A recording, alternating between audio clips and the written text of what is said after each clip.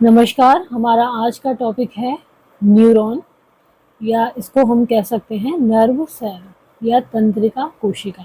तो जो हमारा नर्वस सिस्टम होता है जिसमें कि ब्रेन और इससे निकलने वाली जो नर्व्स हैं वो सब शामिल होती हैं। तो ये इनकी जो बेसिक यूनिट होती है वो क्या होती है? न्यूरॉन होती है। सभी किससे बने होते हैं? नर्व सेल से। तो सबसे पहले हम न्यूरॉन की स्ट्रक्चर देख लेते हैं, ये किस तरह से होती है। तो न्यूरॉन की स्ट्रक्चर कुछ इस तरह से होती है, इस तरह से होता है न्यूरॉन। अब इसके पार्ट्स देख लेते हैं पहले एक बार डायग्राम में, फिर धीरे धीरे इनको समझेंगे। तो ये जो ब्रांचेस की तरह निकला हुआ है ये तो कहलाते हैं डेंड्राइट।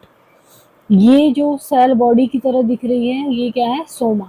सोमा या सेल बॉडी कहते हैं। और ये जो बीच में है, बीच में इसमें है, ये क्या है? न्यूक्लियस। ये है इसमें न्यूक्लियस। देन यहाँ से आगे जो ये चल रहा है यहाँ पर, ये क्या है? एक्सॉन है। जो सबसे बीच में ये पर्पल जो लाइन बताई हुई है ये एक्सॉन है।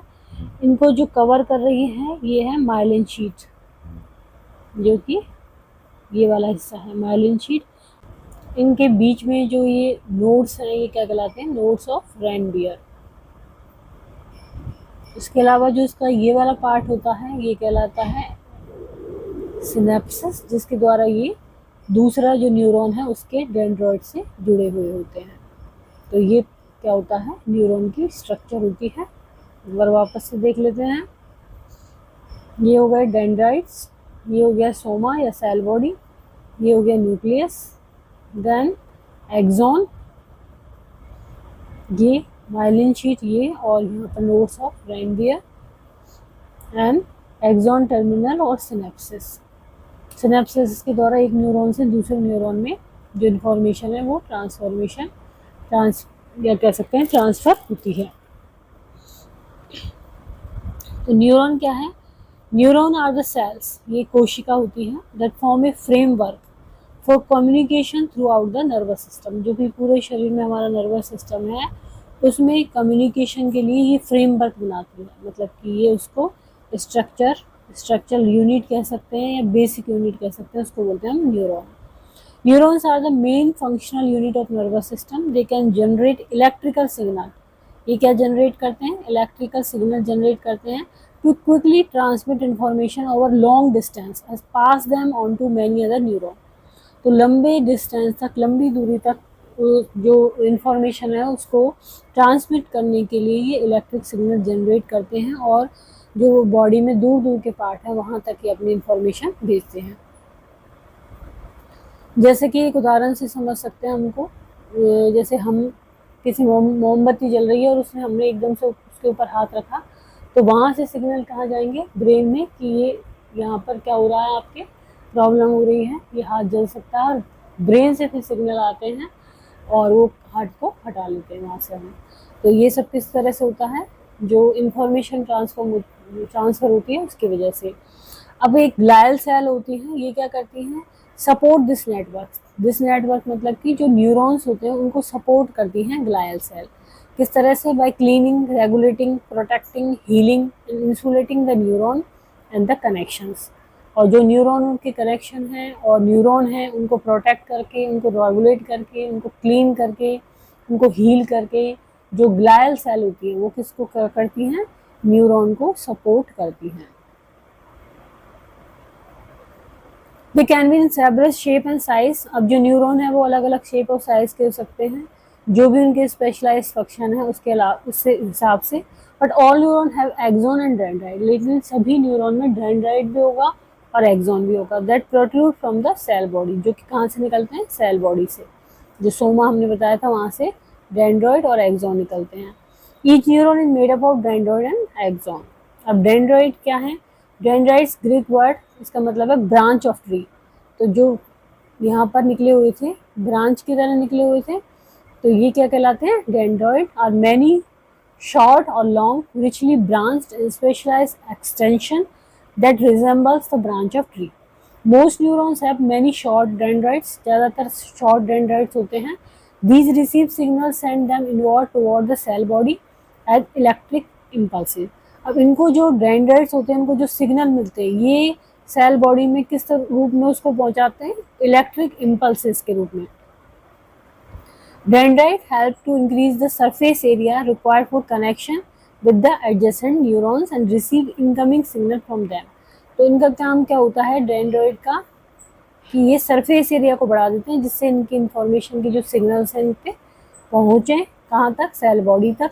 इनका फंक्शन क्या होता है डेंड्राइट का, एक्वायरिंग केमिकल इम्पल्सेस, ये केमिकल इम्पल्सेस को इनके पास पहुँचते हैं और वहाँ से ये क्या कर देते हैं, उनको किसमें कन्वर्ट कर देते हैं, इलेक्ट्रिकल इम्पल्सेस में। Acquiring chemical impulses from neuron other cell converting the chemical signal into electrical impulses. तो ये केमिकल सिग्नल को इलेक्ट्रिकल इम्पल्स में कन्वर्ट कर देते हैं। Further carrying electrical impulses toward the next part of the neuron, the cell body.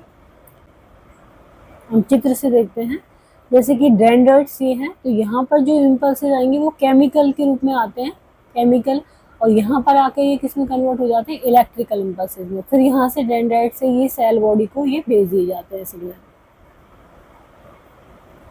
अब cell body और सोमा क्या होता है, it is the central part of the neuron. ये क्या होता है, न्यूरॉन का सेंट्रल पार्ट होता है।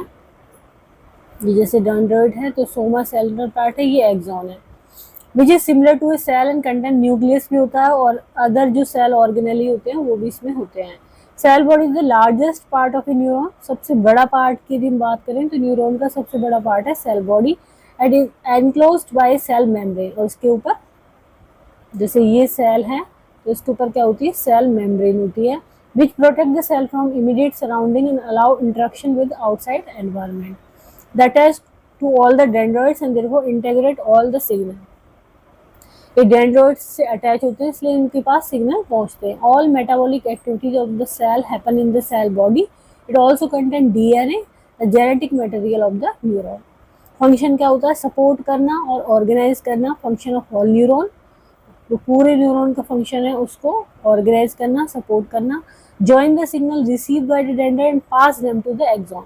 तो डेंड्राइट से जो सिग्नल मिले हैं वो उनको पास कर देते हैं किसमें, एक्सॉन में। Then that's part of the neuron. Then आता है axon. Axon carry efferent signal, मतलब यहाँ से सिग्नल क्या जाएंगे, बाहर की तरफ जाएंगे।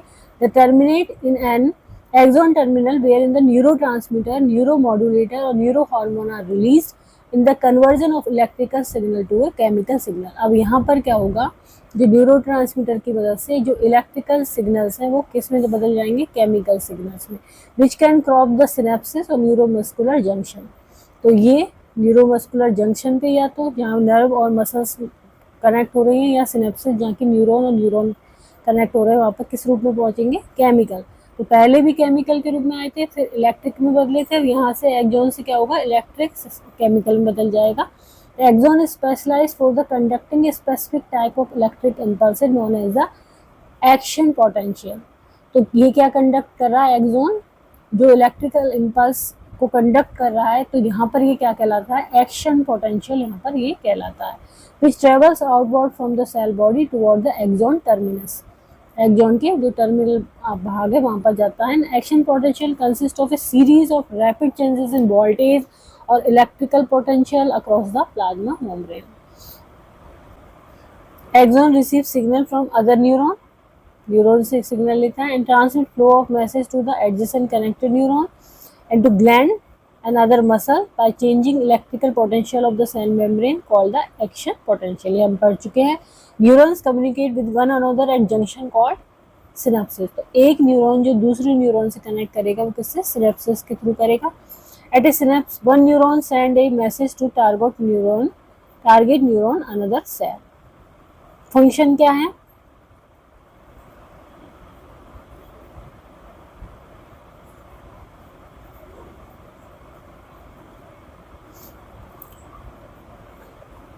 माइलिन शीट का फंक्शन क्या है, insulate the axon, therefore preventing the shock. It is similar to an insulated electric wire.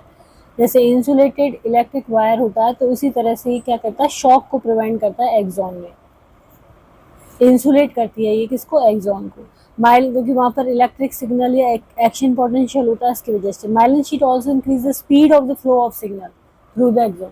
Myelin sheath की वजह से जो सिग्नल की स्पीड है वो बढ़ जाती है एक्सॉन में। द नोड्स ऑफ फ्रेंबियर क्या करते हैं, allow diffusion of ions in and out of the neuron. ये क्या करते हैं, न्यूरॉन का आउट और इन क्या कर देते हैं, आयन का डिफ्यूजन करते हैं। दे maintain the electrical potential of the neuron, neuron के जो इलेक्ट्रिकल पोटेंशियल उसको मेंटेन करते हैं, क्या, नोड ऑफ फ्रेंबियर। देन आते हैं टाइप ऑफ न्यूरॉन, तो 3 तरह के होते हैं मेनली न्यूरॉन। ये कौन कौन से, motor neuron carry signal from CNS central nervous system से outside part of the body पहुंचाते हैं। सेंसरी न्यूरॉन क्या होंगे, the sensory neuron are the portion of nervous system responsible for processing input from the environment beginning with detection through the transfer of stimuli to the central nervous system. कोई भी environment में कोई भी ऐसी चीज आई जो कि इनपुट की तरह काम करे, जो मान लो किसी शार्प चीज पे हाथ का छूना या फिर किसी जो फायर है वहाँ पर छूना, तो एक सिग्नल की तरह काम करेगा और वो वहाँ से जो सेंट्रल नर्वस सिस्टम तक जाएगा वो किसके थ्रू जाएगा, सेंसरी न्यूरॉन के through. to the central nervous system या peripheral nervous system and their associated receptor rapidly relay information। Next आता है इंटरन्यूरॉन्स। इंटरन्यूरॉन्स मतलब कि one in between the connect spinal motor and sensory neuron, जो motor और sensory neuron के बीच में होते हैं या उसको कनेक्ट करते हैं उनको बोलते हैं interneuron. As well as transferring signal between sensory and motor neuron, तो ये होते हैं इंटरन्यूरॉन।